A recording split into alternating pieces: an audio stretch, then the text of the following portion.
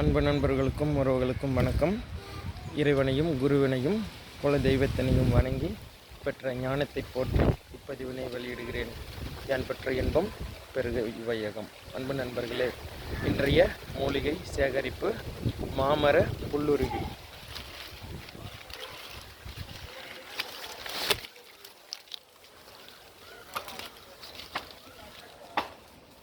இது மாமர புல்லுருவி.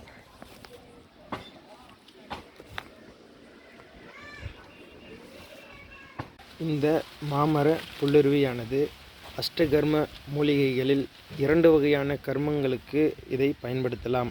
ஒன்று உச்சாடன மூலிகையாக பயன்படும், மற்றொன்று வசிய மூலிகையாகவும் ஆகர்ஷண மூலிகையாகவும் பயன்படுகிறது. இதன் வேரை தாயத்தில் அணிந்து கட்டிக்கொண்டால் அவர்களுக்குண்டான தோஷங்கள் நீங்கும். முக்கியமாக குழந்தை பேரின்மைக்கு இதை பயன்படுத்தலாம்.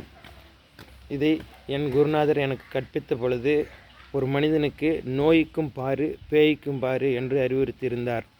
நோய்க்கான மருந்தை கொடுத்துவிட்டு கிரகதோஷம், பேய்க்கான மருந்து என்றால் கிரகதோஷத்தால் வரக்கூடிய குழந்தை பேரின்மைக்கு இந்த வேரை தாயத்து செய்து ஆண் பெண் இருவரும் இடுப்பில் கட்டிக்கொண்டால் கிரகதோஷத்தால் வரக்கூடிய குழந்தை பேரின்மை நீங்கி அவர்களுக்கு சந்தான பாக்கியம் கிட்டும் என்று கூறியிருந்தார்.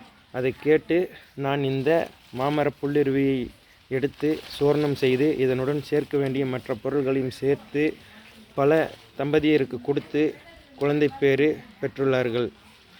எனவே வைத்திய நண்பர்கள் இதை பயன்படுத்தி கொள்ளவும். மேலும் இது ஒரு வசிய மூலிகையாக வேலை செய்யும். தன ஆகர்ஷணம் மற்றும் ஜனவசியம் ஏற்படும், பொன் பொருள் சேர்க்கை ஏற்படும் மிக அற்புதமான ஒரு மூலிகை.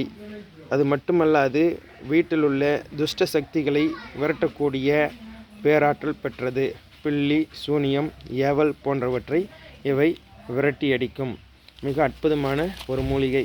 கிடைக்கும் காலங்களில் எடுத்து பயன்படுத்தி கொள்ளவும்.